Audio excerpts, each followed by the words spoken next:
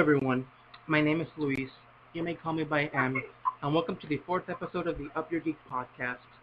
And here today are five fellow friends and admins.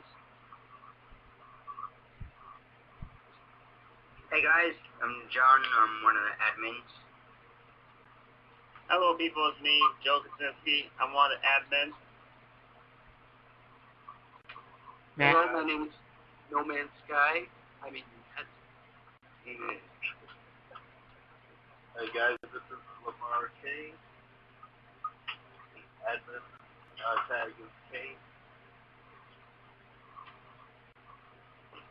Hello, my name is Cindy. I am one of the admins.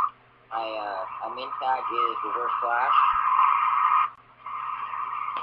Okay, now that we have everyone introduced, our first topic of the podcast is going to be Jurassic World and how it reached $500 million in 3 days. Has anyone seen the movie?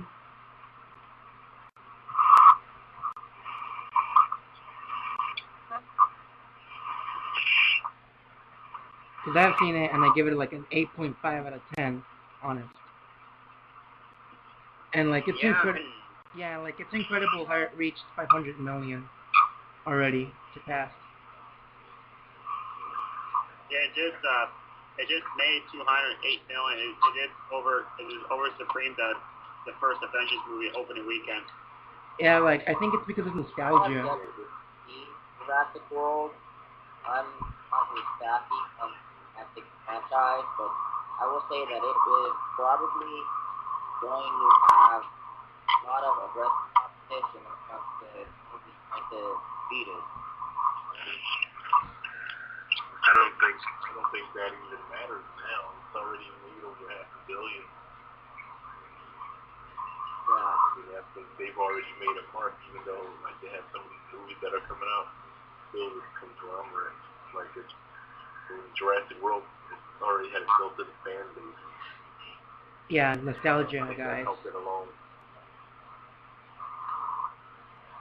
So something else Especially Oh, go ahead, Joe. especially this movie kind of ignores Jurassic 2 and Jurassic Park 3. And it's more like a direct sequel to the first Jurassic Park movie, and it did have a lot of elements of the first Jurassic Park movie. Yeah. I noticed that, which was really good. Oh yeah, so something in the group that you guys were talking about was E3 and the games. Yeah, I was pretty excited for Fallout 4 and what I saw, especially with the Fallout Shelter mobile game that surfaced on iOS. Don't worry, Droid users, it's coming soon. It's a pretty fun game, but it's pretty nerve-wracking. I haven't had a chance to play it yet because I got to delete some crap off my iPad before I download it. I'm pretty psyched for the remake. working Pip-Boy. That's amazing. Oh, that Pip-Boy thing? I'm going to buy that. What, The Pip-Boy edition? Yeah, you see that? Yeah, it's exclusive. Yeah, I'm probably going to pre-order Fallout 4 once I knock up the other few games I need to pre-order, but I don't know. I want to play Fallout. I think we can all say that we both lost interest in Call of Duty. Yeah, I've never been a big fan of FPS. Yeah, actually, I was pretty shocked of the Doom gameplay they showed us. The building the city thing? No, Doom. The new Doom game, Doom 4. What did you guys all think of the Dishonored 2 trailer? I haven't. Looks good, even though I got to play the first Dishonored. I haven't seen most of the trailers. I'm not really a huge gaming fan like I used to be back then, but I'm pretty psyched for Final Fantasy VII remake. Dishonored 2 is pretty good. You're getting the best book and Emily Baldwin. She was like a little girl in the first game. They're also playing Corvo, the protagonist in the first game. Looks like they're super. I know that. And we're getting Ghost Recon finally open world? Ubisoft has a good formula for the open world sandbox concept. Yes. Rockstar. Yeah, something Especially about. they announced Gears of War 4. They did? Yeah. Also, like a Saw remake, that one. an HD remastered edition of the first one. They announced it. Now, I don't know, but I really hope the rumors were true, because it seems like all the rumors and statements were true about Dishonored 2. I hope that we see a Red Dead Redemption 2, because they could do it. I mean, it could either be a prequel or a sequel with John Marston's son, Jack. I mean, there are images where he was an adult in the... Yeah. I was just playing the first one on Xbox One now, because they just announced the backwards compatibility, which should be fun. That made me happy. Though I am a PlayStation creature, I will say that, if you hop to the next gen, it won't screw you over with, you're having all these Xbox 6 games, now you don't have to, unplug consoles and plug in this one, and that's There'll be really no need for me to me 360. I can probably show it. Remember now that? I think that PS4 should do that, that thing. Agreed. Especially Halo 5 shows some gameplay too.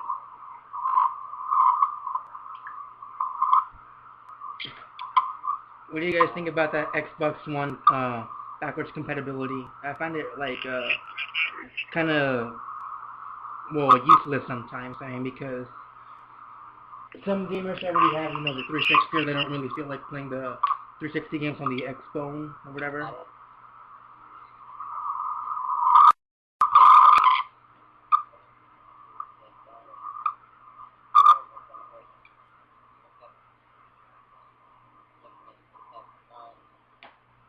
Can't hear you.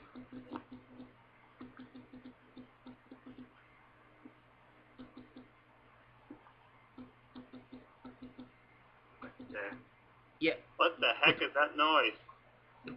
What's going on? I can't really. Hey, Matt, is that you?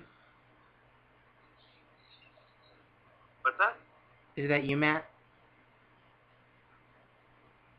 The noise. Did you I'm hear not it? making any noise. Oh. Hey, Simi, are you there? Yeah, where are we? No, I mean, I'm Simi. still here. Yeah. Oh, what does everyone think about the Star Wars Battlefront? Looks good. I'm just glad it's got some sort of single player. Me too, I have to agree with that one, because I don't want this game turning out as Destiny, especially that Destiny concentrate too much on multiplayer. I agree. I think especially coming from DICE, it gives us games like Battlefield. And you know how games like that always the multiplayer comes before the campaign, which is kind of irritating. Agree. Switch between vehicles, things like that. The issue is that it's EA, and EA is not a money stuff. That is true. Does anyone like Uncharted? I've played it. I only played it. But it looks good.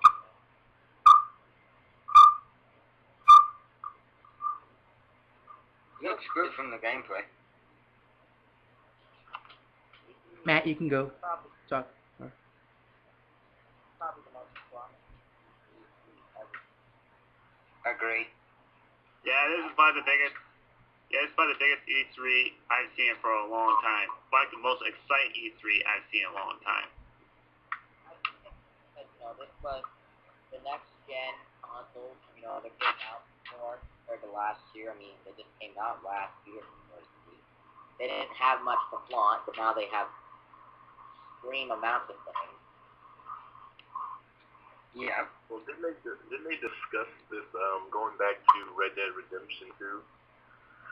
I mean, there's been a lot of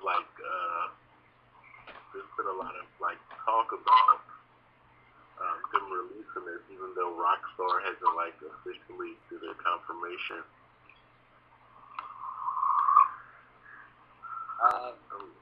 What exactly? For Red Dead Redemption. Yeah, it was a rumor, but I think it will happen eventually because it's one of the most demanded things out there. Yeah. I think there's one coming out. Do this after E3. Yes. I reckon we'll probably see something either next E3. Oh, did anyone see the static trailer for Assassin's Creed Syndicate?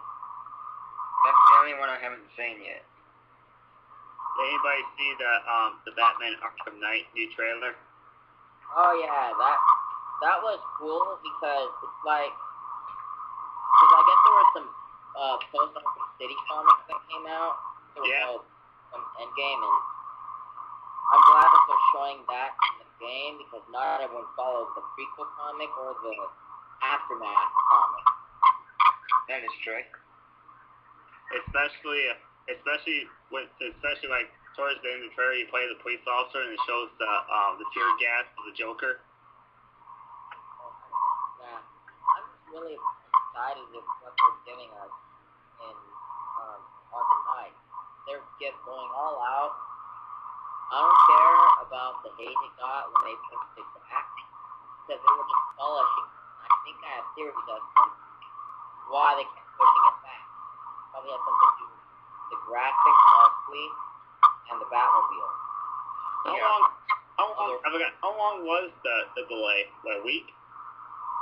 Well, as far as I know, because I lost track, they did this like 2 times.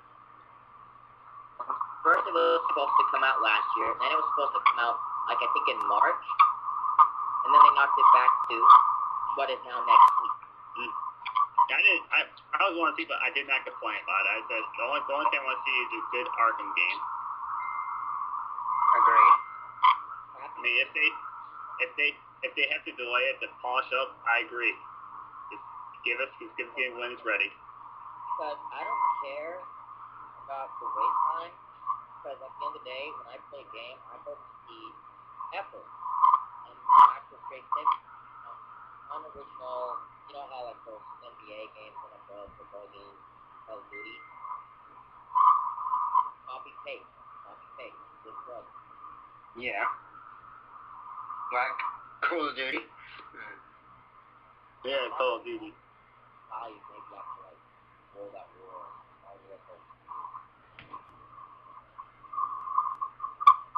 Oh, Lord. Hey, Matt, did your call drop? Okay, Yeah, I was not the biggest fan of Call of Duty Ghosts. I hated that game. I never played it, so I don't know. Yeah, you don't want to play it. I do recommend getting Advanced Warfare. I actually liked Advanced Warfare, just to Me too. It's a nice little twist. Especially the Kevin Spacey thing. Who doesn't like Kevin Spacey? I know. Amazing.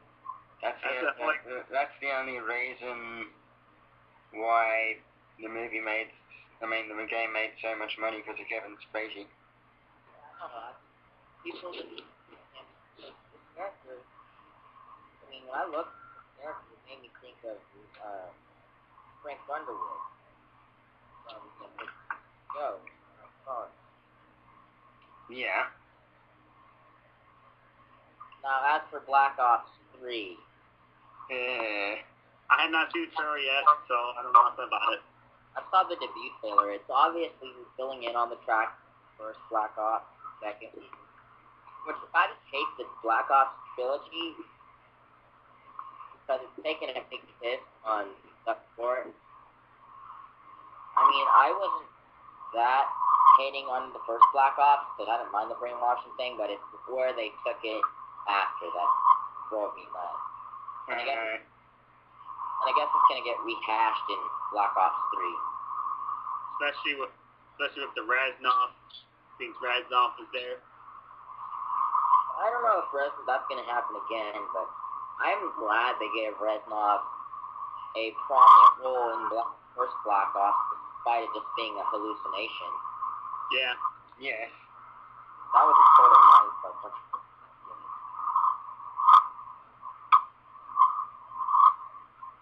So, just for curiosity, what do you guys think is the next candidate for a Rocksteady game from DC or even Marvel? Superman. Yeah, I hope he gets Superman. Open world. Please give the open world Superman game. Yeah, to start off open world, I kind of got irritated with how long it took them to do it. You know, and they gave it to us in Arkham Origins. And, well, that was flawed. That wasn't even Rocksteady. Yeah, it was kind of open world, but not really. Yeah, Superman deserves some justice. I don't know how big the map is. It's the entirety of Gotham. Wasn't Arkham Origins the same thing? Well, I mean, I played it, but it didn't seem that big. It was big enough for the city. That's true. So maybe with a few less square feet. Okay, I'll actually combine seeing an X-Men game done right. Yeah. Yeah. I mean, I like seeing an X-Men game. Or give us a Deadpool sequel. Did you guys like the Deadpool game? Yes, that was hilarious. I just want to see a game that's better than X-Men. That was a failed approach. I did not play that, luckily. I played it, and I got rid of it.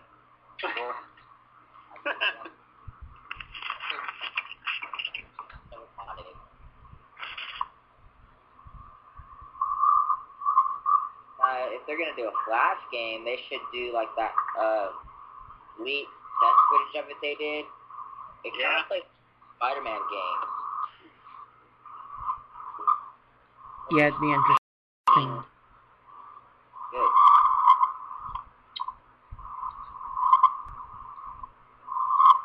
It's difficult to run a Flash game.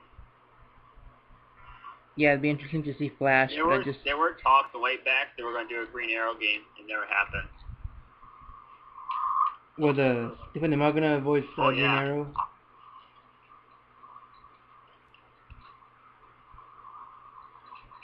I just want to see a Superman game done right, where you're not fighting robots throughout the damn thing. Well, that Superman PS1 game that never came to light was kind of good from the looks of it. It was just cancelled because Superman 64 was terrible. Did you see that? Yeah, did you see that video of Superman for PS1 back in the day? The gameplay? I don't think I've seen that footage. Yeah, it looks way better. Looks way better than 64. Yeah, it's way better than 64. I've never seen that footage. Yeah, you don't. I think the next decent DC game on phone is that one that they were publicizing for the beta that I was doing. I'm going to spoil that too much because, you know, and violating the old book or wherever when I signed up. The other system. I do agree that Rocksteady is still planning to make a shared DC video game universe. Yeah, I'm certain they're not going to stop with just Batman. No, they're going to keep it today. It was not going to happen this year. I believe it next year, like E3 2016, they will introduce the next DC game. Because, I mean, look at how these Arkham games, they're cash cows. Oh, yeah. Yeah. Look how many pre-orders Arkham Knight has probably gotten. I know. And the fact that there's actually quite a few copies of that broke the street date. And of course, they make comic books of the video games. Yeah, this is a cash cow. They're not gonna Yeah. stop. Did you guys hear that? They went Oh, go ahead. to see a Justice League game. Watch them. That's right. Like Injustice the same way right now. Popular, just they're making comic books out of that one too, you know. Yeah, they're still making comics out of it, and it's been like, what, 2 years or something like that since it's been out? Yeah. I mean, I wouldn't be surprised if we see some kind of long-running post-Arkham Knight comics going around. Oh yeah. Because they did it with Arkham City. Hey, John and Joe, you know what that means? John and Joe, you know what that means? What? It means more Batman comics to, see at the store. Yeah. Hey, if you go to my comic collection, you come in my room, half my DC comic collection of Batman comics. I like Batman, and, like Joe said, a majority of my collection is also Batman. Because he has good stories. So, What was that Arkham? I got the Arkham series. What's that Arkham series called that did that 4 volumes of it? Arkham Unchained. Unchained, yeah. That was a great series, man. I mean, Ooh, I'm hoping. did anyone ever read the, I think it was Arkham Asylum, Mysterious House on Mysterious Earth? I never read it. I was almost supposed to pick it up. Yeah, I've heard that's one of the source materials that used when they made Arkham Asylum, but I'm not for sure. Yeah. There's a lot of source material about Arkham Asylum. Have you read Arkham City? The comic book Arkham City? Yeah, honestly, I think it was a waste of money, no offense. Yeah, I never got it. It wasn't as fun to me. What wasn't as good? The Arkham City prequel comic book. Oh, yeah. Honestly, I think the Arkham Knight prequel comics are really good, and yeah. I can't wait to get the hardcover on that one. I don't really care about what cover I get, but I prefer hardcover. I want my stuff to last longer. Yeah. I have so many singles comics. Unbelievable. Yeah, I got a lot of soft covers. They don't sell me hardcovers where I am at. They rip and tear so easy. I have a little soft covers too. Okay, mate. I'm probably, and I know how you guys will probably do this too, I'm probably just going to buy it in hardcover. Yeah. I'm the same way too. Hey, yo, all those soft covers, send me. You should send them my way. I'll just wait until certain series end, and I'm just caught up. Gonna ask you, is anybody gonna get conversions when it comes out hardcover? Yes. I am. Not any of it. Fighting. And the timing. Oh. Any of you guys new DCU stuff? I got Batman Volume 5 0 year. I have the comics that are fine. I thought it was really good. Oh, Yeah, pretty much now. What? Oh, just saying that I think that next year Lego Games is gonna come out with Batman Superman Lego game. Did you guys see that? That'd be awesome. Did you guys see that tweet that they tweeted? Anybody played the Lego Batman 3? Yeah, I played it and I actually liked it. Yeah, I think Brainiac was funny. I mean, I just liked it just because of all the variety of characters. So much more expansive. Yeah. And the DLC too. It goes above and beyond. Oh, did you see the Lego Dimensions trailer? Yeah, that was funny. They got Doctor Who. That's cool. I'm expecting sets for Lego Doctor Who now because of that. Yes. But I guess it's gonna be, I think it was the third Doctor that was in the trailer. I'm not certain. I wasn't really paying attention to that all that that much. I was just laughing to him. So, yeah, I bumped that guy one day in a comic book store. He liked both Marvel and DC, and he was saying this. He said this to me. I like both sides, except I do kind of agree that DC does have kind of like a better storyline when it comes to comics. well, I like Marvel. I like Yeah. DC. But I have strong leans to DC because, and I think a lot of you would agree with me, DC has had a very long standing prominence on television. You have the DC animated universe, you know. I grew up with that stuff. I barely grew up with Marvel. I'm the same way because I grew up with DC, especially with the animated series and that. And then really get into Marvel when the live action movies came out. Well, DC's always had better TV than Marvel. I mean, they were always on the road. I think that's why everyone was so hard pressed when Marvel started the cinematic universe, and they're like, now DC's got to step their game up, but DC had been running Marvel on, comic books and on TV for years. Yeah, and I believe it was in 1997, DC first hatched the concept of a cinematic universe, but they kept chickening out. Yeah. I think it was sometime in the 90s. I'm not positive it was exactly. Then Marvel carried it back. BVS 2002, Justice League 2007. Honestly, they were gonna move on with that project, but Nolan stopped it. Happened with the Nolanverse, back then the Dark Knight. Yes. Especially with the success of Man of Steel that Warner Bros. Combined could do to their shared universe. I think Superman was a great start to the cinematic universe. I really like that. I love that movie. Love that Man of Steel movie. Me too. 3 copies. It's probably a classic seriously. Yeah.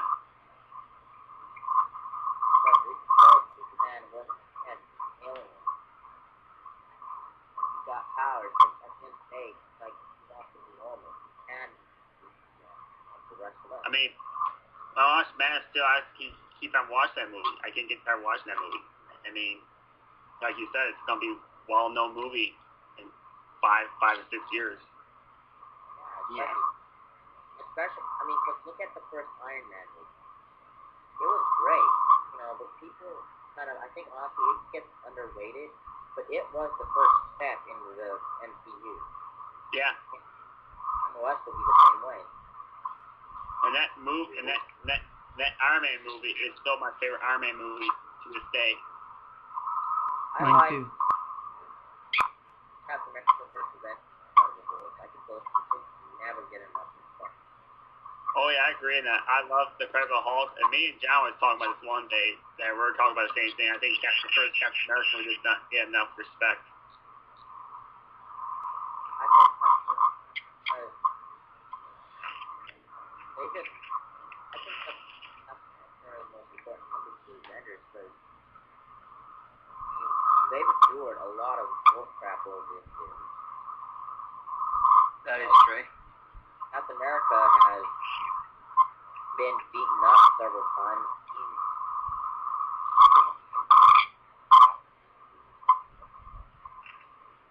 Banner just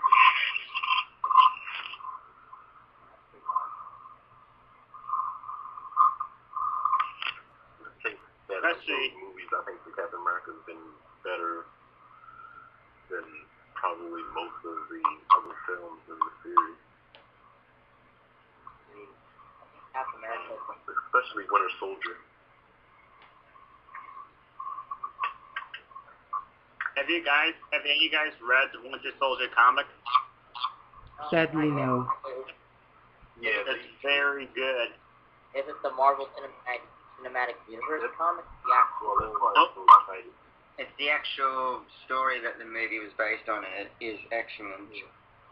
That's actually why I was excited when they called when this movie was coming out, The Winter Soldier. And it's probably the same excitement everyone is getting about, the third one being called Civil War, because most people know what that storyline is. But when it came out, Winter Soldier, I'm like, yes. I remember telling people, friends who were fans but weren't that big on comics, and I was like, man, I said, I know this storyline, and if the movie's going to be anything like the story in the comic book, then this is going to be a great movie. I guess one of the things is that they did have, they kind of had crossbones in the film, but he was as Rumlow, so he wasn't like full crossbone mode, but we'll see him in the third film. I actually don't like crossbones, but it'll probably look a little better on screen. Yeah. That's always usually the case. You could say the same if you saw Ben Affleck shoot on the street. It does look a little different than you see on screen, based on lighting. Yeah, I have to agree on that one. Now, for some of the costumes on Suicide Squad, I guarantee you at least some of those will still probably look like crap. No offense. I just think that, Will Smith's Deadshot looks like an airsoft. I'm trying to be rude, it's just, he does. And I kind of expected Killer Croc to be a little bit bigger. I think we all expect him to be a little bigger in CGI. Because in light of the Arkham game, that's the Killer Croc we think of. Yes. I was gonna say about the Joker. The reason I was telling John about this, the reason he has damage on his forehead, it's probably because that's where Batman probably punched him a dozen times, so he decided to put damage on his forehead. Brain damage, Brain damage, that's what it is. Well, I don't know. I think that's a possibility. Thinking about the Killer Croc in the film, I think the one that they have is going to be okay. I know the actor is great that's playing him, but the bigger Killer Croc didn't come until later on in the Batman series, like in comic books and things like that. But I'm kind of used to the humanoid type of Killer Croc. He was like a regular person. He was this mutated person with this terrible condition, and he was shaped like everyone. He was kind of unsuspecting until you really you saw him. And you got up close and you knew he was this creepy, scary creature. I guess later on down the line, and as the writers changed, the character changed, and his body changed. Yeah, I actually didn't think about that because, I know I sound like a broken record probably, but in the Arkham games, Arkham Origins, he was not that big. Yeah. That's true. Or in the Batman Nightfall comics, he was not that really big. So maybe later down the range, he's going to be the Killer Croc that we all know and love. That's true. I do kind of with the set photos we got of Ben Affleck's stunt double that Batman's going to have a larger role in the film than we originally thought. Well, I think he will, because, come on, this is probably going to take some inspiration from Assault on Arkham, and all, that the Suicide Squad has been sent in the box. You're on Batman's home turf, and you're breaking into Arkham Asylum, probably. Of course, Batman's gonna catch wind of it eventually. I love the fact that Batman is in a non-Batman title film. Yeah. There's something just like cool about that to me. That he's just going like this film is obviously about these villains, but obviously they're in cities where heroes live, especially the Easter egg, or not so much of Easter egg where where Hawkman is from. I think And that it's cool. how the DCCU is so well connected that you're gonna see, like see characters like the Panther movie, compared to like where in the MCU you'll never see Captain America in an Iron Man solo movie. That is true. Okay. Yeah, I have to agree about that. There has been like some rumors heavily that every DC movie will have some characters that will show up in certain movies. Well, they said that might happen with Batman vs Superman and Ezra Miller's Flash. Yeah. But that was never fully confirmed, I don't think. No, it wasn't. That was just a rumor. Yeah, but I'm sure they'll do it with the Flash, the show with Hot Girl and how subtle that was. That's one thing. That with Civil War, Civil War is probably that quintessential film where you're gonna have other characters who are not not in their own showing up in their own solo film, but you had Thor, you had Captain America had that little cameo in Thor 2 where Loki transformed into him, and that was like a nice little surprise. I guess And then you had Winter Soldier. and then you had I guess in part 3 of Captain America you're gonna have basically like a mini Avengers, basically an Avengers movie minus the Hulk and maybe Thor. So you're gonna have all these heroes in there, especially Iron Man. And something that Robert Downey Jr. though talked about was the reason he didn't sign a contract to do for the Iron Man film was because but he said you will see Iron Man in other films. One of them, I guess a year and a half ago, he was talking about Civil War. We found out when he revealed that. But when he said that he wasn't going to do a fourth movie, but you will still see Iron Man in other projects.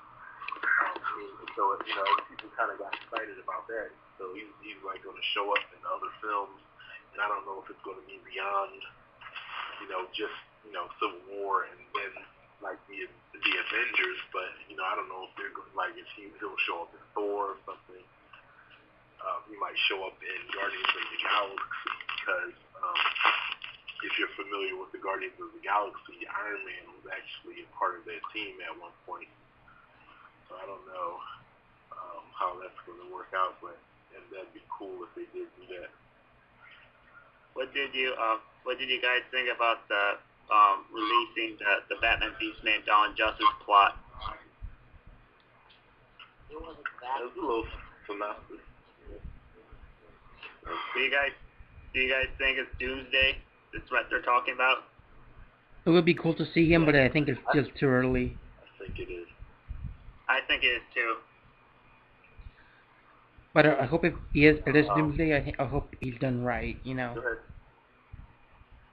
I just am glad we're going to finally see the Trinity, and Wonder Woman's going to get some very upfront coverage. People don't understand exactly who Wonder Woman is and how powerful she is. I reckon her role was going to be like Black Widow. Iron Man 2. Role was like in Iron Man 2. Yes. I expect for just comic movies in general. I'm not saying I want to see the female superheroes kind of get put up front. But, I actually wouldn't mind them doing that A-Force the female Avengers. 'Cause that actually looks pretty cool. Yes. I mean, what up? Because I think we're kind of getting, like, this is the minor nitpick, I think we're all getting tired of seeing superhero movies being a sausage fest. Yeah, the guys get too much coverage. I mean, yeah, I know a majority of heroes are male and villains, but especially with Wonder Woman. She's such a big female character. I think she's gonna actually she's probably the first female character that's actually gonna have a big role over the men. Well, I think that's why she's getting her own film as well. I mean, she's a large character. Like this, she's just as important as like Batman or Superman. That is true. You know? Yeah, I agree. well, if you think about who created Wonder Woman, he was a psychologist named William Moulton Marston, and this was in a time when women were not allowed to vote. I don't think at this time yet.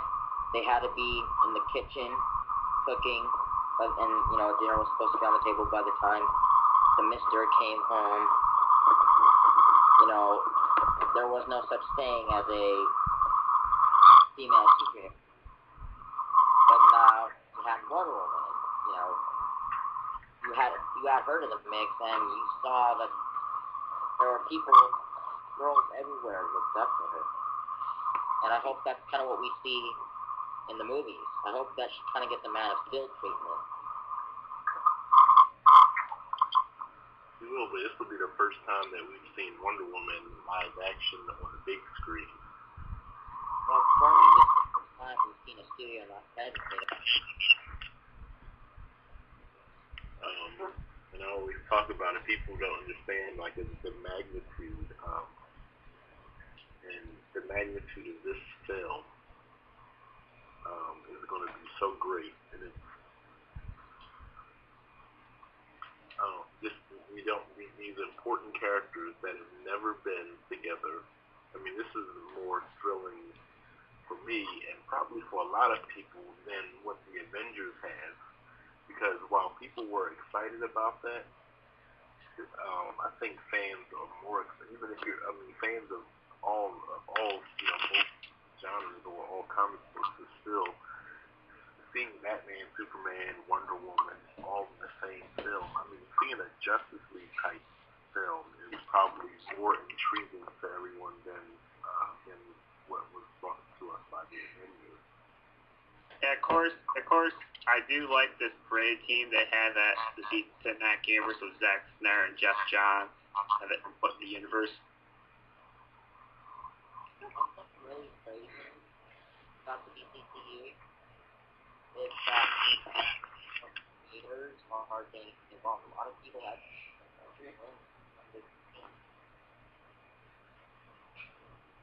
Yeah, I mean, when I heard Jeff Johns, executive producer, and Zack Snyder's going to be producer, I was so happy, because I'm always saying this, like, especially on my YouTube channel, that I'm always says you need somebody from DC to be involved, especially a person like Jeff Johns, because he knows the characters so well, man. kind of from DC he deserves. Yeah, I mean, we all saw what Jeff Johns can do with the Flash series now. Oh, I'm really excited for the Flash movie. I really want to see what we're getting, and I want to be able to tell the haters, I told you this was going to be great. Now what are you going to do? Are you still going to complain or what? I didn't complain when Eisner was cast as the Flash. I mean, these are the same people who have been complaining about Eisner, complained when Grant Gustin got cast as the Flash. That's trivial nitpicking like the hair color. I mean, come on, it's just hair. Yeah, and of course he has long hair. Of course, it's going to be cut shorter when he's playing the Flash. Plus, Barry combs his hair, slicks it back a little bit. When that hair's all messy, it's going to look a little bit longer, which is fine. Yeah. That is true. I can't wait what the Flash costume is going to look like in the movie universe. I want to see that. It looks like an amalgamation of the suit the Flash is wearing right now. Yeah. comic, and maybe a slight nod to the CW show. Yeah.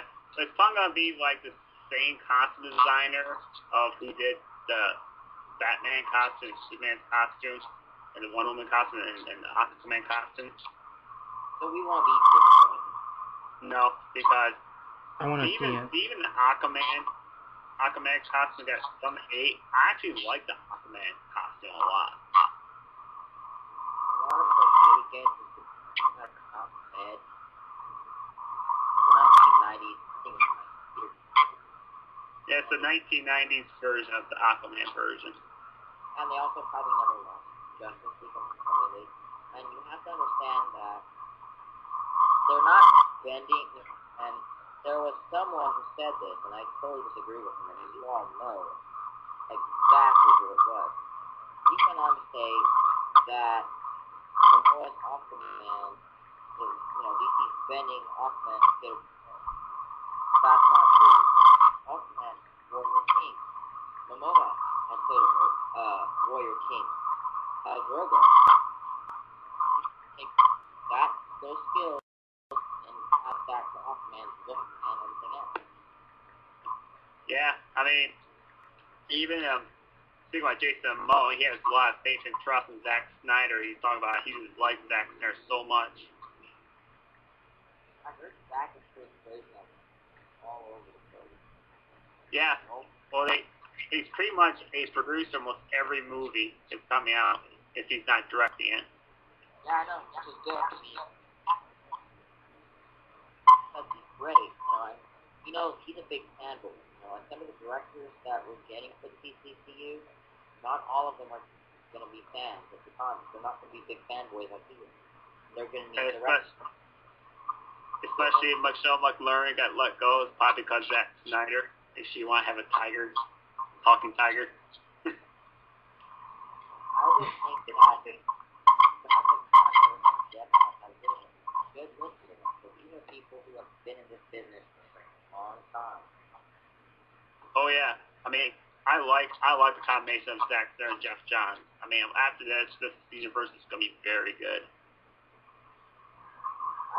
And I'm really skeptic because at base, the cinematic universe off just one film. Because people laughed at the concept of the Marvel Cinematic Universe. They laughed at Iron Man. And look what happened to those people who were skeptics. They fell in love and told their words. They wish they never said it. Yeah. Same thing's gonna happen with Fantastic Four reboot. Oh, I know. I mean, granted, it does look a little different. I mean, it does look even more different than the source material is based on from Ultimate Fantastic Four, but I'm still going to be confident. I mean, because we're nerds. We're getting everything we had hoped for. Never have we seen these many comic films coming out at one time. And unlike some other YouTube channel, we don't favour one property over the other. Yeah, I remember. I really just say how, I respect Marvel. Yeah, I love both, but if I had to pick a side, it would be DC. But I like both. I love them. Any publisher. Yeah, I mean, I'm the same way. Or at least I like DC. I like both of them. Still. I like both of them. I just sometimes don't. I like some of the fans. Yeah. Ask me that question. Oh, wow. You could ask anyone that question. I mean, yeah, you can. I get you like Marvel, but you have to bash DC and call everyone a butthurt DC fanboy for disagreeing with you. Hey, John. Sounds like the same question I'm going through right now. Yeah, yes. I go through this on my YouTube channel because there's some kid out there who's a butthurt DC fanboy. A 14-year-old Blue Moon. Yeah, 14-year-old. Oh, just a quick thing. To all the up your Geek fans, want to see a real butthurt DC fanboy? Look no further than Andre Cedeno, Movie World Express. Yeah. Oh, yeah. The guy thinks I'm his friend. How pathetic is that? What? The guy thinks I'm his friend. That's pathetic. Oh yeah, Dorman. No, Yeah, no. I'm saying Andre thinks that I am his friend. Did I ever, did I ever explain that story? Wait, No. I can't explain that. know that. Oh well, there's a Facebook page about Zack Snyder, and he commented on one of the posts, one of his stupid videos, linking that. So and I was like, oh hey, your movie world, and he was like, what? Is it the Hack Snyder? No, it was the Bible of Zack Snyder. Well, anyways, I was like, oh hey, movie world, yeah, your movie world, and he was like, hi Luis, who are you? You have cool taste, lol. And I was like, okay. And after that, he was all like, you're my bud, Luis. He even, Well, if he's a fool, I could probably fool him, but I've never. You're my Did he bud, ask baby. if you were a And 14-year-old girl? okay, guys, yeah, we're getting further into this, we can talk about that later. Let's focus on the podcast. Yeah. Yeah, so we're not talking to everyone. Just drawing the point that you can love both. But there are some fans that on both sides that have issues agreeing, taking opinions, and be glad you're getting every movie you probably ever wanted in your life.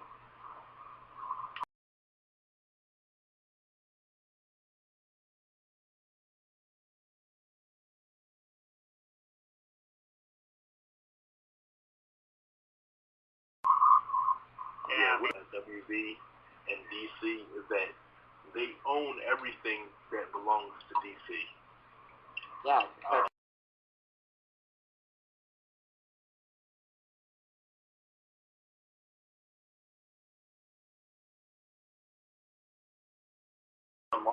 all scattered. Marvel kind of sold their properties off and then has been slowly trying to get them back. So I guess a lot of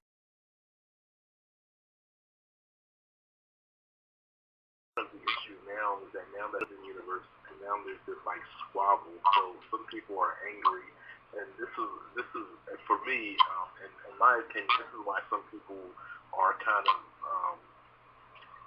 angry or have a bad taste in their mouth about the success of X-Men and them rebooting Fantastic Four because they want to see these people in these movies.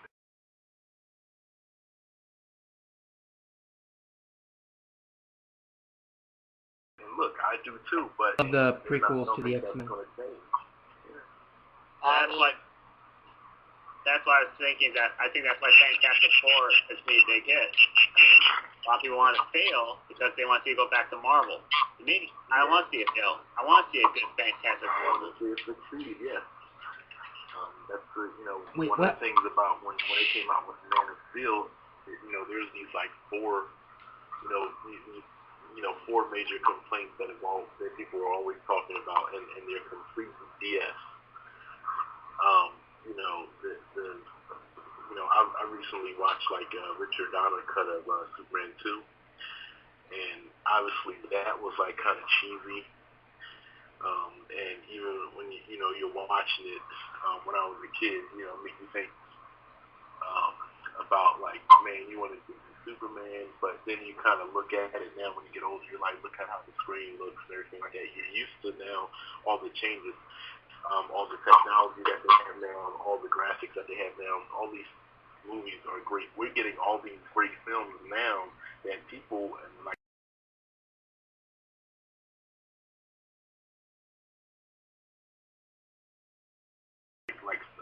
Simeon read it about, but now every time a film comes out, it's I'm waiting for people to bash it.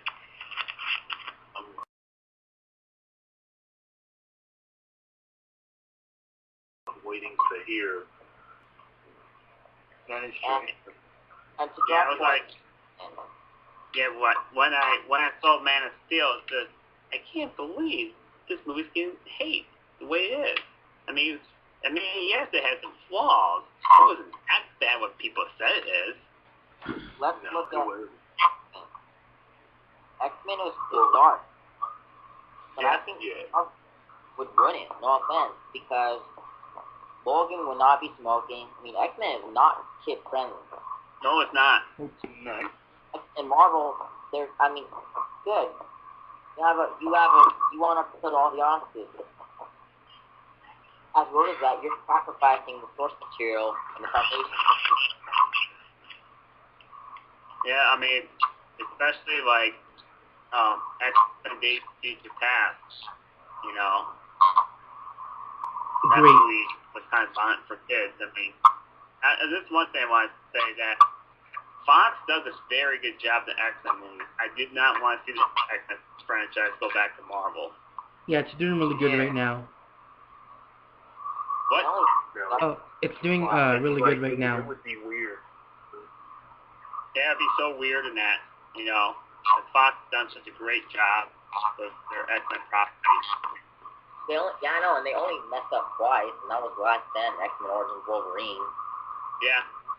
Yeah, after that, it's been going up. I will say though, X-Men Origins Wolverine, the first hour was kind of good.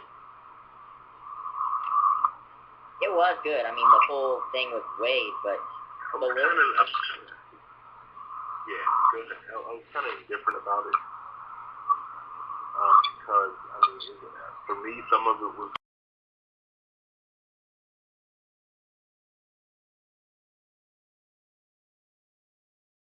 good. I guess what he screws up continuity so like bad. It like, I want to vomit like when I'm watching.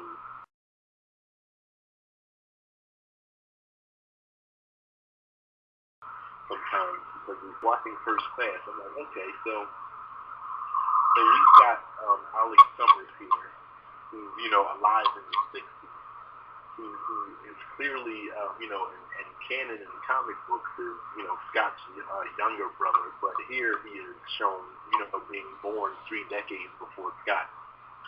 So I'm like, what the hell is that about? Yeah. How it's just when they cast new Scott Summers.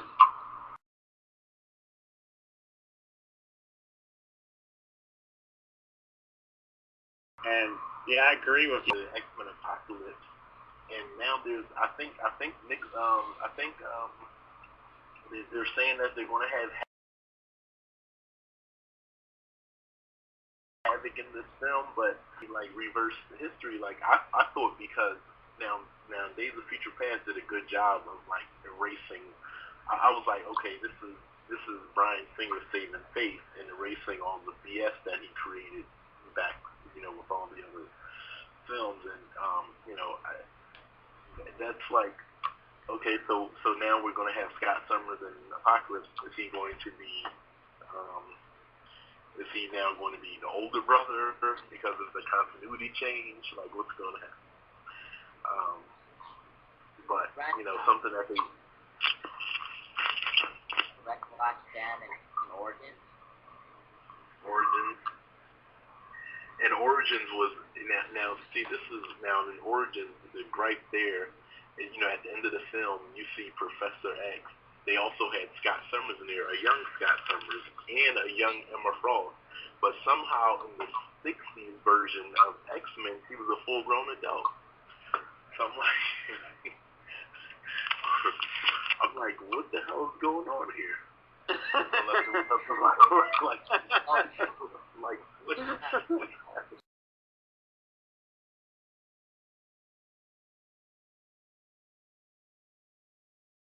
But like that's like this is like a punchline.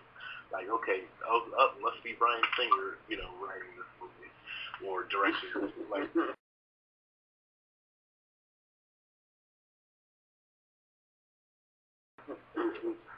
and then Days of Future Past, you had, she's 13, and then you got Scott Summers, who's 12 or 13. Then you have a Professor X who shows up there to pick up these children, and he's walking, and he's got a bald head. But he got shot back in the '60s, so he was in a wheelchair then. So I'm like, what the hell? This is like the most confusing shit ever. Yeah, that was an Origins Wolverine. Also, Also on Origins Wolverine, I saw a mutant, which was Quicksilver right there. Actually, I think it was a kid that had like the white hair, all of it. I'm not sure. A long time ago I saw that, but yeah, the timeline is confusing. Again, it's funny. Bryan Singer's timeline problem. Yeah. It was just kind of hysterical. Oh, that's funny. Yeah, Hey, dude. the timeline is confusing. You know how you fix that? You just shoot Professor X in the back, and he's in his wheelchair in X-Men Origins. Yeah. I think that probably was, well, did he even direct Origins or Black Band? No, his Singer, well, of course, he was involved with Superman Returns. I think Singer was probably just rolling with what the other directors did. And then he just did Days of Future Past to rectify their mistakes and the mistakes he made, just as to, because he was playing the future half the other way. I mean, the thing is that that argument would kind of work if he didn't make First Class.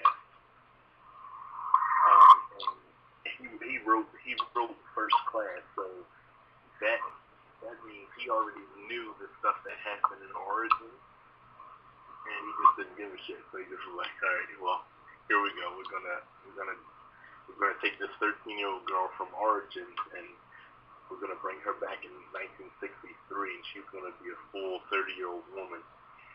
And then we're gonna take Scott Summers' younger brother, and then we're gonna make him a full-fledged teenager here in the 60s. I think like where he shouldn't even be born yet.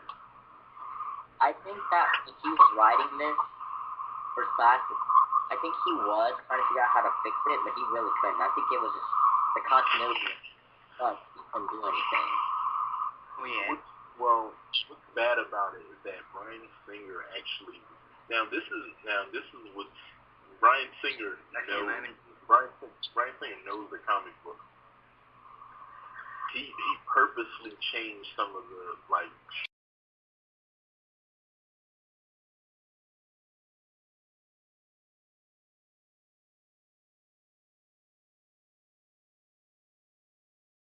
structuring of the film.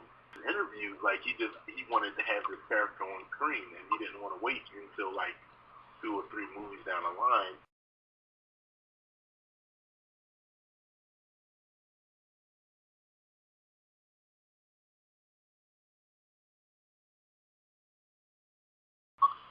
He wanted to bring this, certainly. I think, Michael Fassbender has probably been the best Magneto.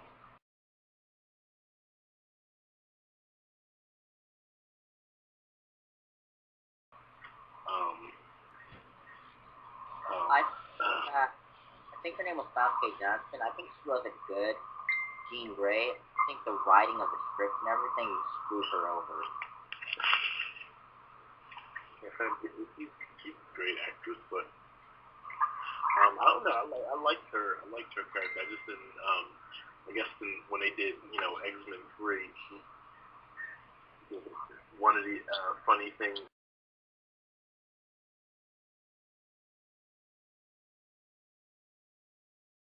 In X-Men 3 was, when. But I don't get. Why was he on fire?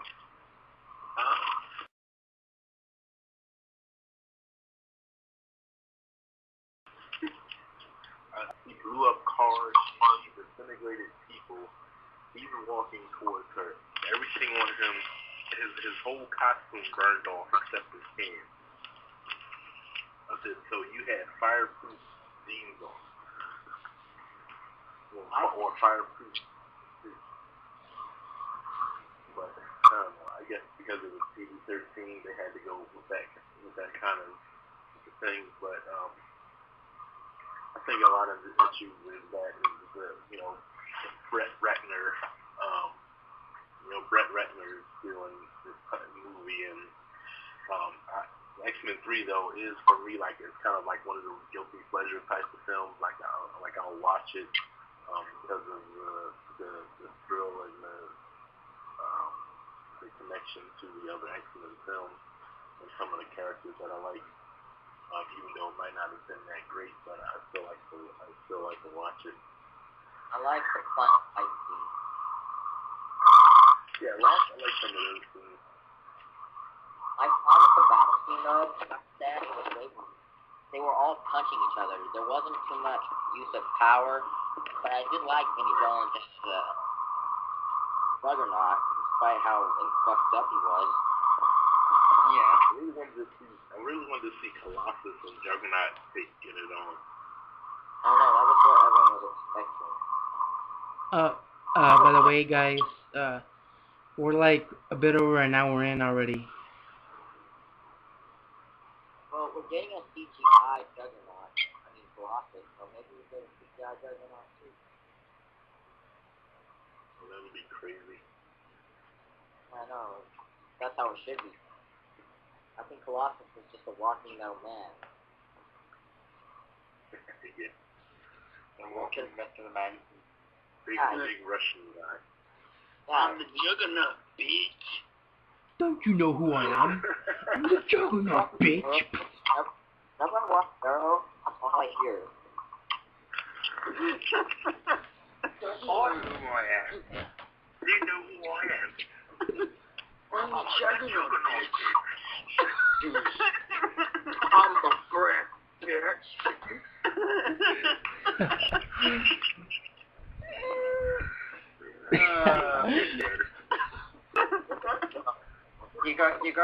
You gotta love Vinnie Jones's Juggernaut. I like it. I like what he's in the chamber thing, and he goes, "You're gonna let me out? Needs to be." Yeah. You know, like, nice helmet. I agree with that one, Juggernaut. Underwear. My name is Juggernaut, and we're gonna take over the glade.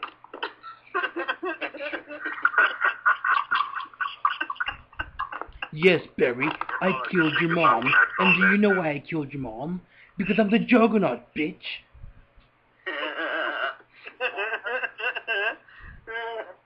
Younger, and like. I just wanted him to go like, don't you know who I am? I'm the brick, bitch. Hey, speak about Deadpool. It'd be kind of funny to see Deadpool and the Juggernauts going at each other. I really hope to see Domino. Shit. Hold on. Alright. He's in the film. What? Well, we probably won't see Juggernaut until Dynamo to Deadpool 2. Oh. Yeah. For a while, probably. That's fine. I like to see the same guy play the Juggernauts again. Yeah, I thought Vinnie Jones was good as Juggernaut. Me too. Is I that think some the of the... writing was wrong. The Yes. script was all wrong for everybody. Yep, it's like so, man. like, the actors are good, but the script is wrong. That's how it is sometimes. Well, you hear about Matthew Vaughn, right? He says the reason he didn't direct the movie is because there was no script complete. Yeah, it was.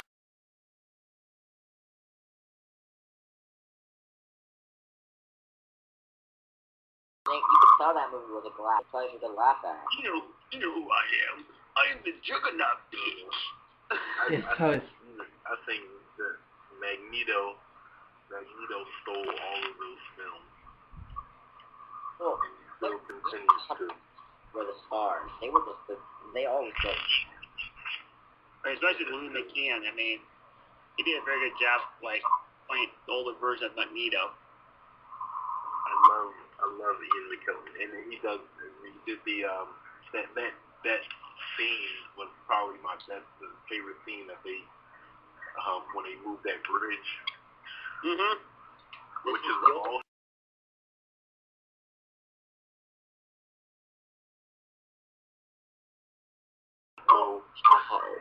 and the family like is in the car, and the woman is like peeking over, and the little kid like locks the door.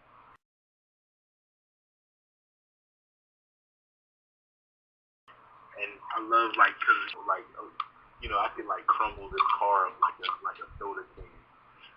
But I'm not gonna do that. So he's like kind of snide about it, and so he just like kind of smirks and it's hysterical. And like those little tiny things that he does, he's such a great actor. This guy. Yeah, it's pretty cool, like especially the end of the Wolverine, that it shows he get his full powers back. Oh. I like how they Aspen and McAvoy are the really good at sort of producing what McKellen and Stewart produced. McAvoy's the best Professor X I've ever seen. Something I want to talk about of the Wolverine movie is that in the end credits, right? You see Magneto with Wolverine, right? And he's like everything's frozen, and it's just him and Wolverine. So, anyways, like Magneto stops Wolverine from attacking him, but how? Like when you can clearly see the adamantium in his like claws, it's not there anymore. So how is he stopping it? Yeah, that's what was funny because he had the wood. I mean, I always call his claws wooden, even though like the bone, like he had the bone claws, and I'm like, they ripped it. So I always call them wooden claws. I'm like, because how does he stop the man if the adamantium was taken out of his body? Yeah, that's one thing. Again. Days of Future Past again. How the heck the Wolverine got his empty in back? In Days of Future Past. Well, because maybe in the end. Talk about Bryan Singer continuity problem again. Because fuck logic. Because Mystique impersonated the Striker, so maybe she, like, did that procedure. This doesn't have to make sense, not at all. My name is Andrew Gifford. What's a comic book? Oh, good one, but remember, we don't want any trouble. Yeah, I know. Things. Yeah, like that's okay. Like it's one joke, or you can make it like an inside joke as well. I just laugh at our fandom. There's some funny people. There's some weird things. I don't think it's that. Like the maybe. Yeah, the maybe. Like we can call him the maybe. No one knows who the maybe is besides us. Can we bring up the fact that Bryan Singer left the X-Men franchise to go do Superman and then failed miserably, so he came, crawling back? I think he should have stayed with X-Men. Yep. Superman Returns. Sucked balls. The problem is he thought, this is going to be a bona fide, hit, and then, I'm Bryan Singer, this is going to be great. Of course, he made Superman. It made Superman stop Lois Lane the whole movie. First of all, yeah. So first of all, here's a couple things, and this goes into like the complaints about like when we got Man of Steel. So Man of Steel had a lot riding because Superman has been kind of a letdown in popular media. So they tried to reboot with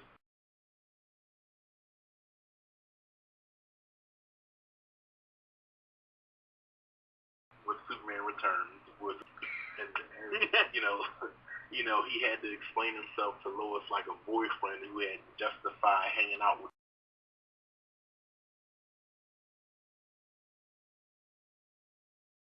his friends without her. And they're from people who should stop breathing with their mouths open. Yeah, anyone see that? Anyone see that Family Guy? Anyone see that Family Guy where they parody the Superman Returns? No. Where Superman goes with Lois on a date, and she's getting ready. So Superman X-rays her, and he sees that she's pregnant, and he's like, oh, I gotta go, it's Krypton, and she's like, oh, I thought, it exploded, and like, yeah, I'm just going to see other people. Yeah, I don't understand that. Why did he go back? I mean, even the Superman comics never goes back to his home planet. I mean, even if destroyed. Yeah, but why go back when he knew Krypton was gone? He wanted to see the shattered pieces. And it's open space. I'm just gonna say that Kevin Spacey was an amazing wrestler. Yep, good thing about Superman Returns. Yeah, he did a good job for Lex Luthor. I really hope he did. That was probably the best. And you know what's funny? Like, all these films, a hero is only as good as his villain. And these movies have, like, the villains still, like, in the X-Men, Magneto and the villains are, like, the best thing about the film. Superman, it was Lex Luthor. We did, Man of Steel, and Man of Steel, Superman was the best thing about the movie. Now, I'm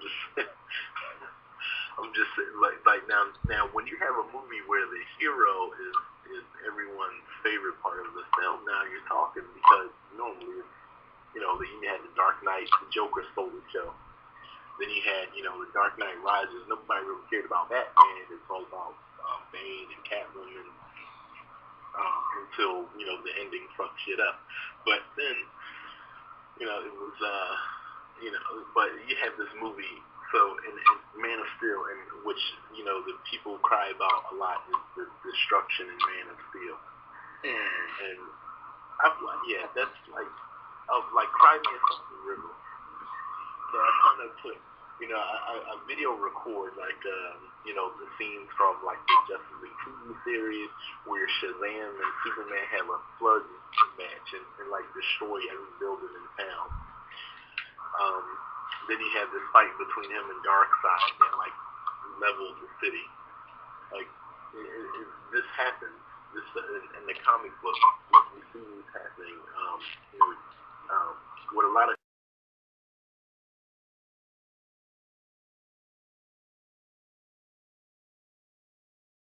critics are saying that there's Man of Steel on, like, off of Superman 2, where the biggest thing destroyed was a bus that flew a foot off the ground of Superman. Like, then I guess you're right. But, when you read comics, watch cartoons, this amount of destruction in the comic book is normal. Yeah. But, people, it's, you think that superheroes, especially in the Superman comics, I mean, there always is destructions with Superman. Even he's facing his own villains, it's always destruction. Because he's a superpowered being. You think that when superheroes and supervillains fight in the city, they aren't going to destroy shit? Like, let's go fight over here in the land of marshmallows. Like, the Avengers sort of destroyed a lot, but most of the time it was just aliens riding around on their jet skis, with no real objective other than to be attacked by superheroes. Then you had this movie finally showed what superhero fighting was supposed to look like in Man of Steel. When Superman punched.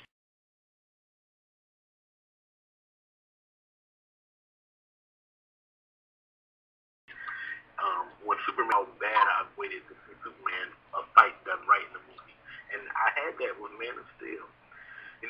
Then there's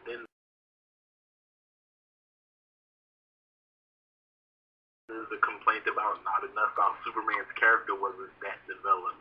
People who say, this must have spent the first half of the film in the bathroom because they slammed their 64-ounce, gut busting cherry squishy during the previews. Like, get the like, come on, the flashback. I always hold it in. Especially all this movie, like they did. I mean, when I saw the complaint about the character development, I said, "Where is bad character development?" I saw nothing wrong with the character development. So you had, like, the flashback and the exploitation of Clark's life. Reinvented the backstory of him learning his powers, being taught to hone them by Pa Kent, and also, like, not to use them. even his like Jonathan, he possibly should have let the bus and the kid, even Jonathan saying he should have probably let the kids drown on the bus. He probably shouldn't have saved them. But we got to watch this character grow, and I don't really understand where people were coming from. I'm like, what movie were you watching? Yeah, what movie were you watching? The haters. Like, did you check out after? Oh shit, Especially if Doomsday's gonna be in Batman v Superman Dawn Justice, we're gonna see more destruction we saw in Man of Steel. Yeah. Well, what I hope I think that the problem is people are small-minded because they don't think that far into the future. Like this film, I'm sure Zack Snyder has said though, like some of these things are going to be addressed in future films, and so you have to wait for that. Isn't it funny though that more people complain about Man of Steel than they do the Dark Knight trilogy? Yeah. Nice. Yeah. This was, and then you had, this was too serious. Like, who gives a shit? So Superman can be serious, sure. Even dark, gritty Batman series by Nolan had jabs of humor in it, but does that make them even better because of it? Especially in the Superman comics, especially the original comics, 90s and the 80s, and right now, Superman is a more serious character today. Well, yeah, I mean, there was there was a few chuckle moments in this particular movie, but the seriousness overshadowed it. Again, bringing up Superman 2, that movie was full of chuckle moments. By chuckle, I mean like this movie is awful, but it's a classic now. But remember when Superman ripped off the telephone S off his chest and threw it at Nam? Like, that was so stupid.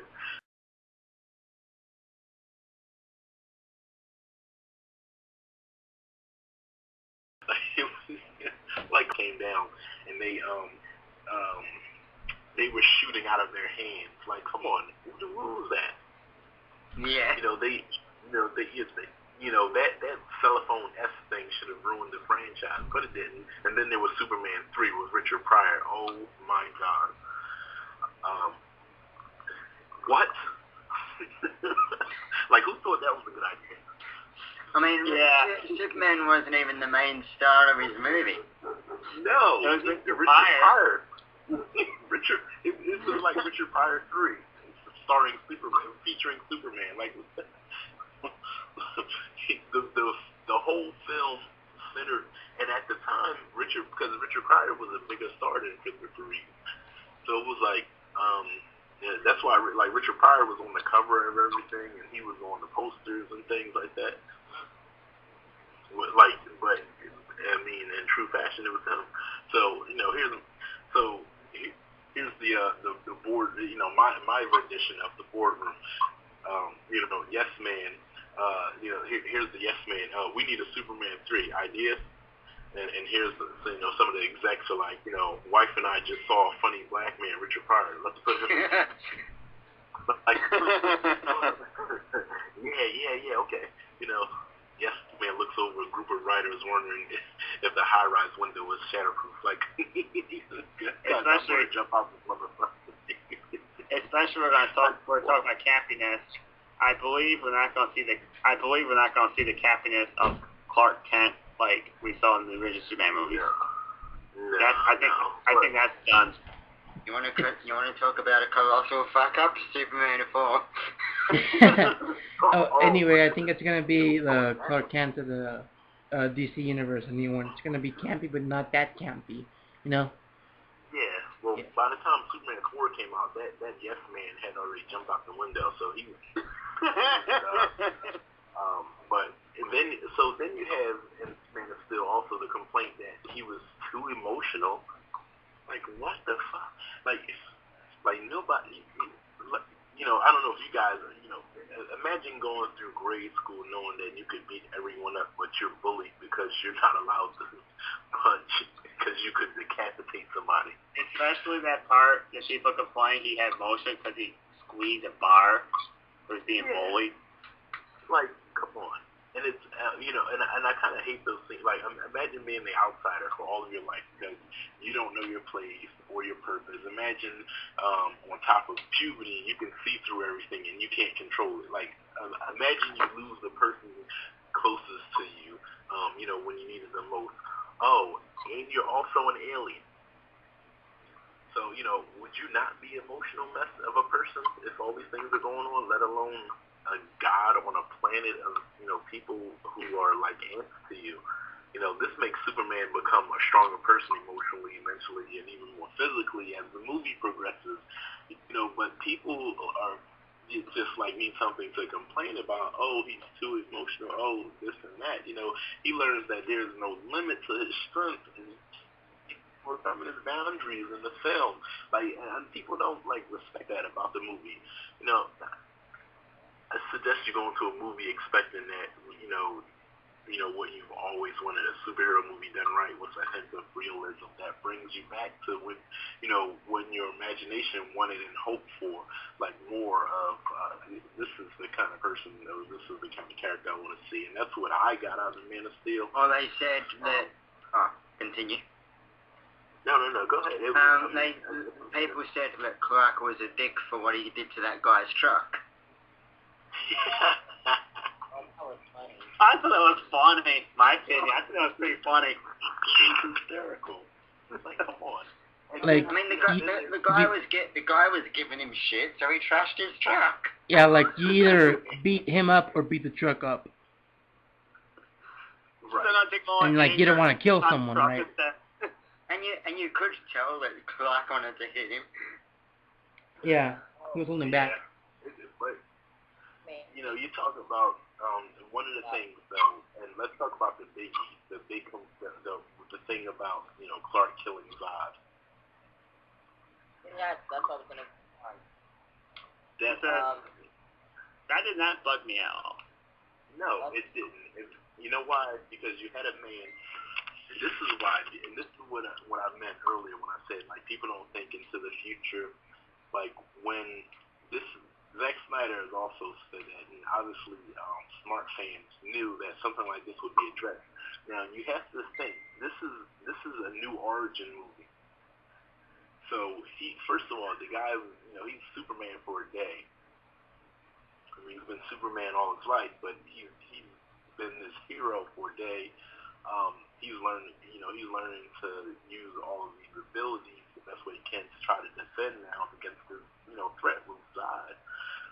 But now he's in this predicament, and the complaint is that that killing went against everything that's fundamental about Superman's character. But here's the thing. This is an origin film, so here we have let's say a baby Superman. He's learning. This kind of this thing where he kills Zod is really meant to be the catalyst of why he says he holds back. Superman's mantra through all of comic books, through all of TV, is that he holds back his powers, which is why he seems to get his ass kicked a lot. Because if he punched like he really wanted to punch, he would kill everything from walking. Yeah. The guy, one of the Justice League episodes, the very last episode of the Unlimited, where he said to Darkseid that he's always held back because if he unleashes his true power, everyone will die. Right. He said he's always been afraid, doing that. He holds back because. He said he holds back so he doesn't, hurt anyone and tries not to kill people. But he's he said, but you can handle it. He says to Darkseid. So he said, what we've got here is a real chance for me to cut loose. And he knocks the shit out of him. Are you talking about the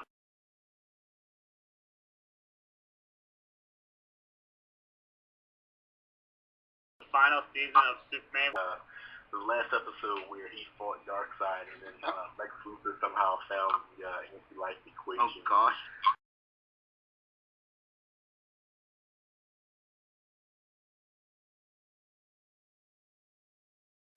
I never feel like he had a choice to do is protect that family or kill Dodd. Right.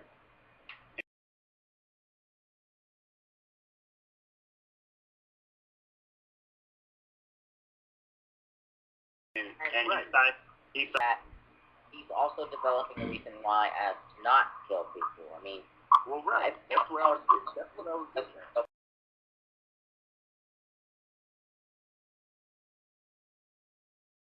either. Because then he cried over it. He regretted doing it. Yeah, I mean, he cried. I mean, passion. And when Lois Lane was trying to make him feel better. Right. That's exactly. I mean, that's what I was getting at. It's like he killed him because this is why he screamed at the end. This was building to him being that character that everyone knows that okay, I'm going to fight or defend whoever I need to when danger is around. But I'm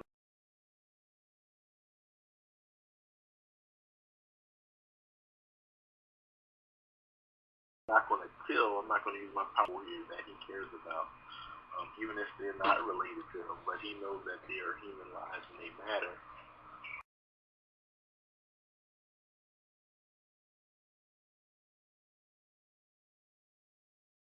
He doesn't want to see him do that. He fell to his knees and just let out this, earth-shattering scream because he didn't want to do that, but he had to. Like,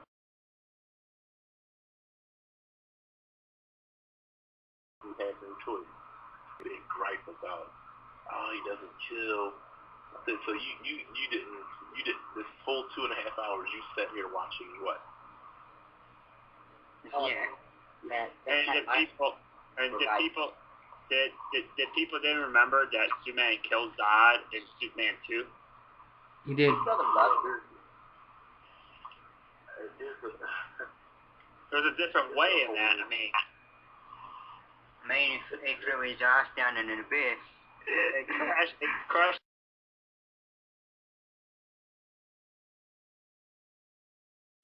his hand. When? Maybe. But people were talking about this thing. People were talking about this like extra credit scene, like on that film where you see the police like taking Zod out of the. I'm like, what? They cut it out of the film. So yeah, because that would have been hokey.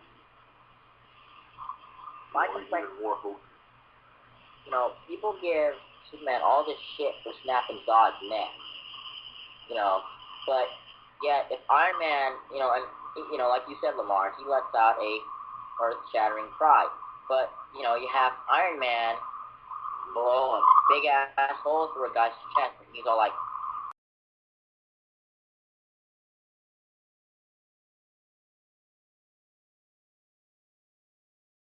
"Suck it." I felt bad about it. Iron Man never got shit for that.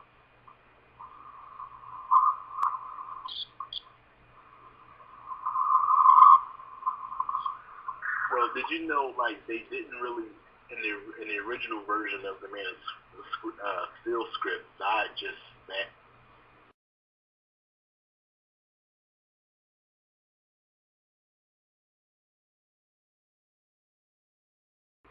into the Phantom Zone. Snap of the neck thing at the end, wasn't really didn't really come easy to them when they were making the movie.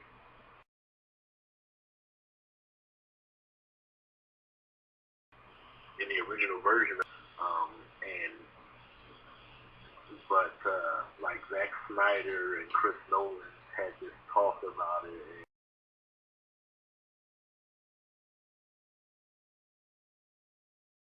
And, I don't know why. why of it was that, for them, if it was truly an origin story, his aversion to killing is unexplained.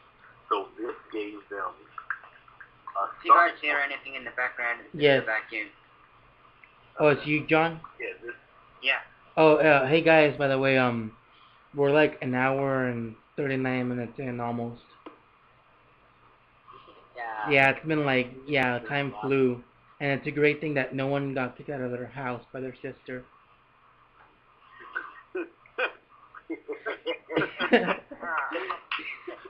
you get the joke. That's hysterical. I saw that video. Yeah.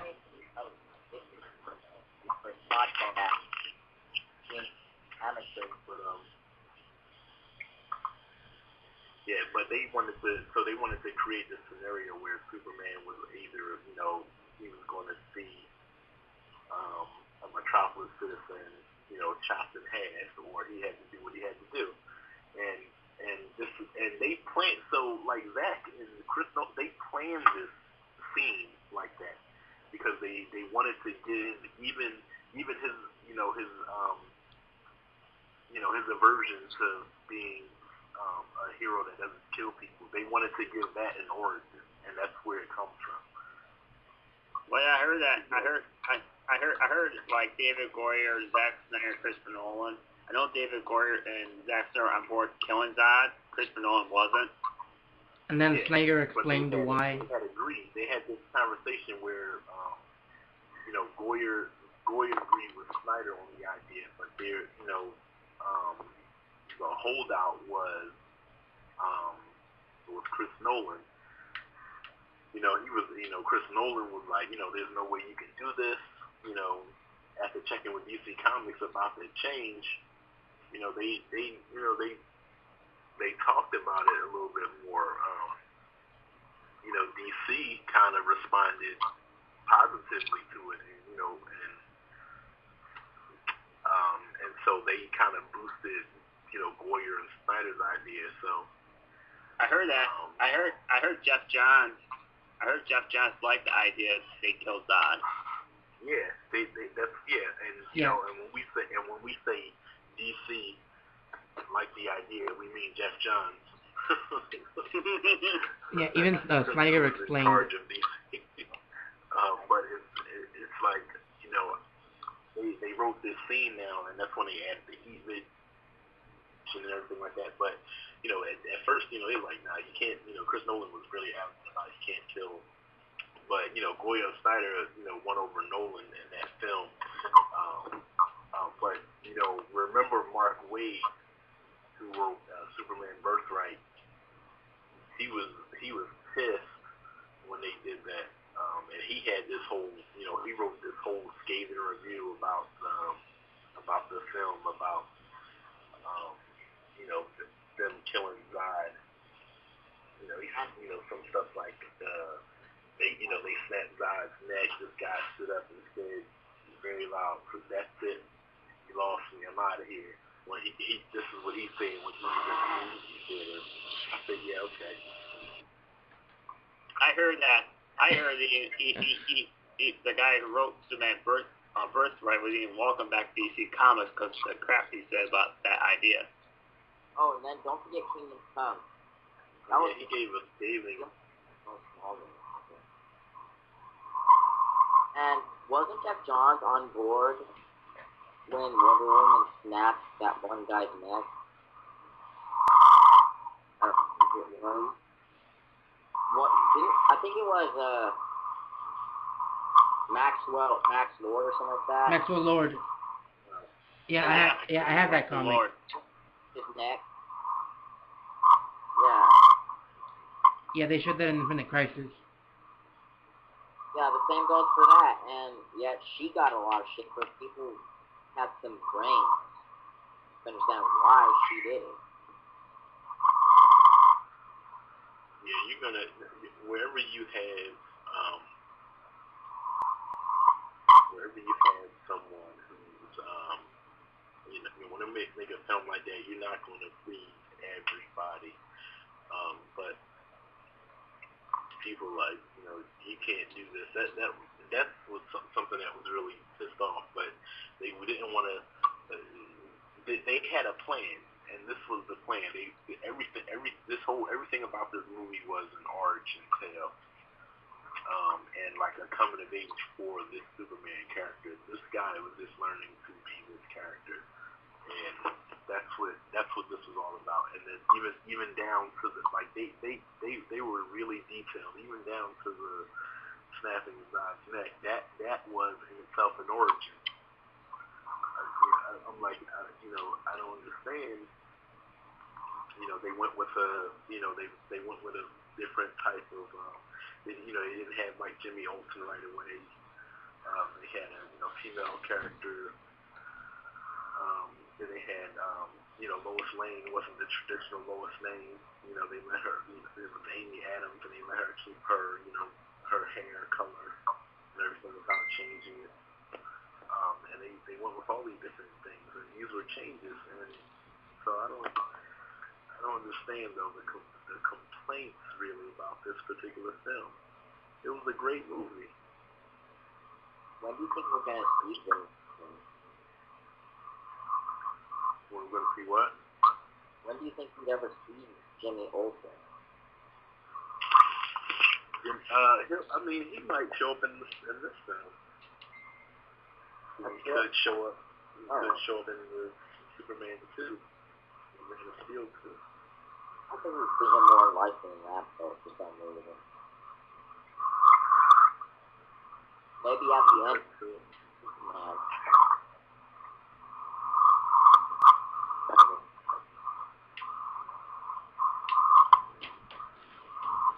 Oh, but by the way, guys, we need to, not to, be like a prune or anything, but, you gotta wrap this up. So you're gonna be a prude anyway. Yeah, I have to be a prude. That's fine. You guys, we can certainly wrap it up. It's good. I do have a solo cast that I've already completed. It's probably about an hour and 20 minutes long. Did you put the theme song? I did. I actually put it in the beginning of when I was talking, and then it's so I'm going to continue. So the next solo, I'm actually putting this whole video together, so it's going to take a little time to edit. I already had the sound in there, but I already did the cast. I'm just adding some images, and I'm going to have like moving images and things like that. And it's going to be about the 10. And it's an opinion piece about the 10 best comic-based movies of all time. What video program do you use to edit your videos? Huh? What video program? I have iMovie. So I'm working with the iMac, and I use the iMovie program, and that's what I make my things on. I also have other programs like what I make my designs with. I have other design programs on here, and I'm just putting all of them together in this one video. I've been listening. I've added the song to the beginning of the podcast, and it's going midway through, so it's about a minute 6 seconds of the song because I dubbed it, and then I'm going to go into. I'll tell you the first superhero movie number 10 on the list that I started with was actually the maybe not Spider-Man 2 with Tobey Maguire. So a little sneak preview. So it's going to come out pretty nice, I think. Once I add everything in there. Yeah, I'll see it. I'll check it out when you upload it. Any of you can upload anything to the channel. Cause yeah, like as far as since its beginning, it's been me. Yeah, I'll try and upload something in the week. I'll do a showcase of all my comics. Cool. Joe, you can upload also. If I do a showcase of my Batman comics. Yeah. You can upload anything. Like you saw my rant video, right? Yeah. Yeah, like see that like something like that. Yeah, you guys go to the Up Your Geek site. Now we're upyourgeekcentral.com. Yes, finally a .com. Actually, that's awesome. Yeah, so I took the liberty of getting that all set up, and I also embedded in the site our channel. So when you go into the widget, you can click on our YouTube podcast, and it takes you right to the YouTube channel. Oh, nice. So I was trying to get all that. So it's already. I mean, obviously the Facebook one is on there. It kind of shows some of the people. You can hook up to that, and I put in the Twitter is on there. So you just will click on, like if you go to the website, and then people can click on those things, and they can add them, or they can go and look at the videos just directly from that until we're able to get a URL. I'm working on getting the YouTube URL so we don't have to have that stupid, 20-letter code behind the name. I'm trying to get it so it's just, YouTube/UpYourGeek. You're trying to get like an actual site. Yeah. That's awesome. Like we got, like we have with Facebook and Twitter. So you can get Up Your Geek. That's what I would when I was like communicating with you, Luis, over I'm just trying to get I was trying to set this stuff up so what I was able to do was embed the channel on the website so that when people click on it, it'll take them straight to the podcast. But what I'm trying to do is get it so that we can just tell people to go to youtube.com/UpYourGeek. There's some other tricky stuff I have to do to get that approved. So Yeah, I heard that with the actual website, you have to pay like a monthly fee, right? yeah, it'll make it it'll be a lot easier to promote. Well, Yeah. good. I mean, great to see that we all together and we're doing what we love and delivering important news for the geeks out there. Yeah, like Unbiased. unbiased. This last end part, you guys don't have to add to the podcast. I know talk about this stuff and like just telling everybody our business. No, but I think everything is kind of working out good. The site, I'm excited about putting up this other dance I'm working on now. It's pretty good. Yeah. I am mostly just working on these videos, nothing.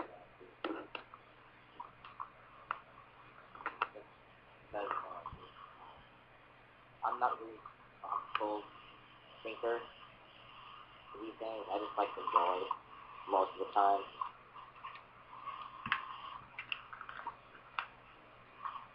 So, for all the Geek followers, this is what you got to look forward to. Keep following us. Yep. Keep following us, our Geek website, and of course, keep following us on our DC Lovers Group page and Marvel's Lover Group page too. And the Geek Society group as well. Oh yeah. Oh yeah, and I made a new group today actually. Movie Freaks. And the Marvel Cinematic Universe group and the DC Cinematic Universe group. Yeah, well, like the links is gonna be on our channel to all those groups and all the Facebook and all the Twitter, Geek Central, anything. It's gonna be in the channel description, and also maybe I'll post it in the video description as well. Well, one thing is, if I may, you can put. I do run the Marvel DC Ultimate Showdown. Oh yes, you did a contest. Yeah, well, Luis helped admin the group that I have, but I have a page as well. And the page does I ran a contest with the page, which was for the Batman Volume 2. Earth 1 Volume 2. too. Yeah. Yeah. And I posted on there the winner and everything, the guy who won the contest. Yeah, he was like, I didn't believe like these, products existed, right? Yeah, I read that. He took a picture. He got it. He got everything. Everything was like shipped to him, and he took a picture of the letter and the book, and I just put it up on the site. You know what? Like maybe once we hit 1,000 subscribers on YouTube, or certain like 1,000 likes on our Facebook page or something. On like, it'd be awesome if we had 1,000 subscribers on YouTube. But if we do hit like a certain goal, we should do like a giveaway. Yeah, I think it was good. That's why I did it. I instituted it on my page because I got. I was it went up to I went up to 15 likes in like a week, and I was like, oh, this is awesome. So I did this contest and it worked out. But by the time I got a contest when I was already at like 2,100 people. Yeah, and they saw that the Facebook. So next time I'm gonna do one at 3,000. Yeah, and like I saw our Facebook page had like actually grown 4 likes by itself. I didn't do it like, and like that was awesome. And like for me. Well, that might have. Well, I did promote it on my page. Oh. When it went up to 94. Yeah. I think I might promote it again. Promote it on. I do promote the page and I promote the website. I put it on the Marvel Ultimate Showdown page that I had, and I put it on there. Just some days you catch some people, some days you don't. But I guess it depends on what time of the day that you put it on there. You'll get more people that'll catch your post. But yeah, like. Calculate that. Oh, but like on the giveaway, I think I might do it also for the channel, the YouTube or the Facebook page. Anyway, the giveaway I already know what it's gonna be. I'll tell you, Lamar. Like I'll show you. A spoiler alert. Okay. Yeah. Anybody, and especially anybody listening out there, I do have my individual YouTube channel. It's called Comic Book Studios. All of us, I think. Yeah, I've seen that. You want to follow my YouTube? 78049. SIMI, all caps. Oh, I'll also like Get some. Joe's actually got a bunch of subscribers. Yeah, I'm actually at 106 now. I have like 19 subscribers on my channel, and I only have 2 videos up. Oh, it's alright. We're at 20 now. I have 40. I'll do some promoting. Yeah, I'll do. What I am doing is just giving our channel, our channel we're doing right now is giving a shout out and send subscribers to our channel we have right now. Yeah, shout out to all of you guys, our subscribers on here. Yeah. Well, did we cut this out now? I guess. I mean, well, like, this is bi-weekly, I think, because every time we do a podcast, it's like every 2 weeks. Yeah, I'll be. Yeah, we'll always be here. Well, there you go, guys. Hey, Yeah? So I have an idea. If we do a podcast, I know a few people like to do like off the cuff type of deals talking about podcasts. But if we do a podcast like this, kind of like the one that I did with the 10 movies, if we do a podcast like kind of when you started in the beginning, like we're going to talk about the Jurassic World. If we have a podcast that's just we have categories, so that it's more you're able to control control the time a little bit more when discussing the categories. But if you go down and if you pick the biggest themes of the week or a category, then you do one podcast based on that. We can do the regular ones like we're doing now. But if you yeah, like this. Let's talk about. We do like one that's called. We're talking about future films. What do you think? Like the Gambit or X-Men Apocalypse. How do you think they'll stand up? Against whatever the competition is next year, but we go down some kind of categories. Or what do you think the 10 worst superhero movies of all time were? And then we'll go. Someone calls out number 10, and then they start giving their reasons for why they think. Yeah, like I've been thinking about doing like my top on this channel, but like actually using clips of the movie. But I'm not sure if I'm gonna get copyright, so I don't really want to do the clips. But like, yeah, I've been thinking about doing like top 5, top 10 movie reviews and whatnot. Oh no, you won't. There's no copyright law is protected against when you're doing people that are doing journalism or people that are doing even if you're doing a review or a critique of something. Yeah, because they really want to do like for example the top 5 Marvel movies, right? And like I want to show certain clips of the movies in the video and talk about it. You can show clips. It's just like with like music, you can't like with songs or something, you can't have the whole entire song on there because then you'll get scratched for copyright, but you can have like 30 seconds. So with like movie clips, you can have like a 1-minute clip or something, or if it's less than that, you can have a clip of something and then start discussing. You can do that. You won't get they won't. I don't think they'll hit you with anything like that unless you have like some expensive, unless you like put like an entire movie on there. Yeah, I get you. But not like just clips and whatnot. And also with the podcast thing, like people talk about the feature films, right? Like what they think about it. Yeah, that'd be cool. But like this one right here is like a free for all.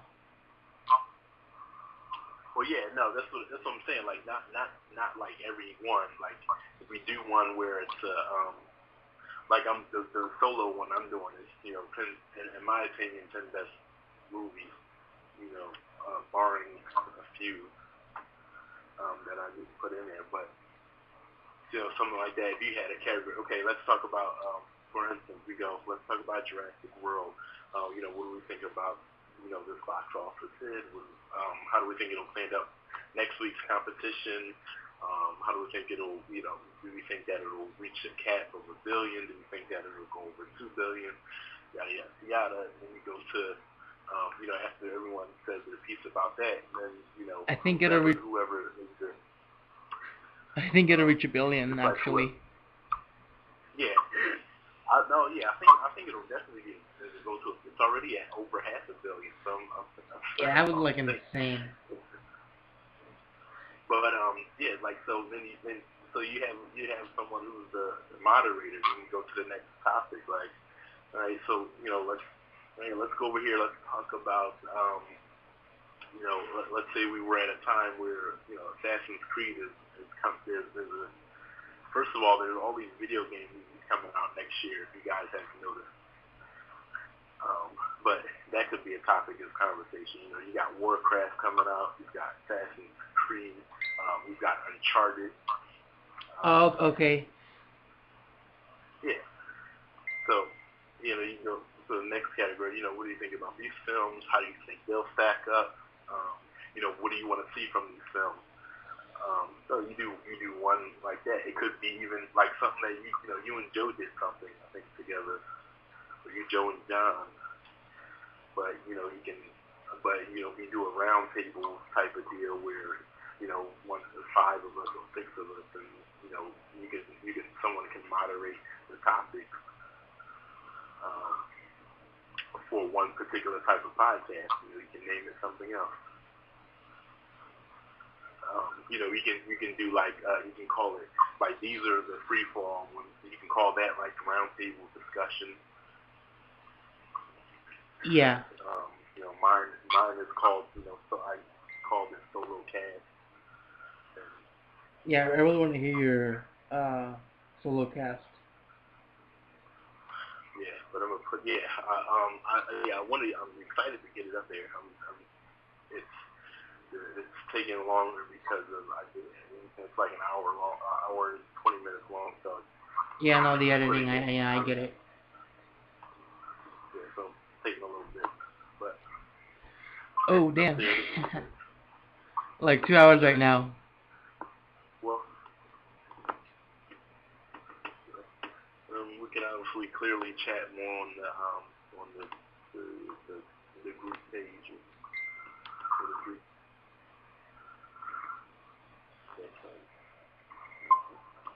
Well, there you have it. You guys ready to bow out? Yep. Should we say goodbye? There you have it. Yeah. Alright guys, that was it for the podcast. Hope you enjoyed it if you listened to it like this long. But yeah, we'll be back. Always will be. We're here. Yep.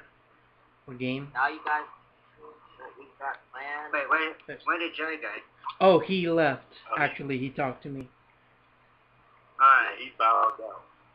Yeah, right now. Alright. Just in, like right now, actually. So not recently. Like not lately. Okay. Yeah. So, yeah. Bye everyone. Bye, guys. Bye.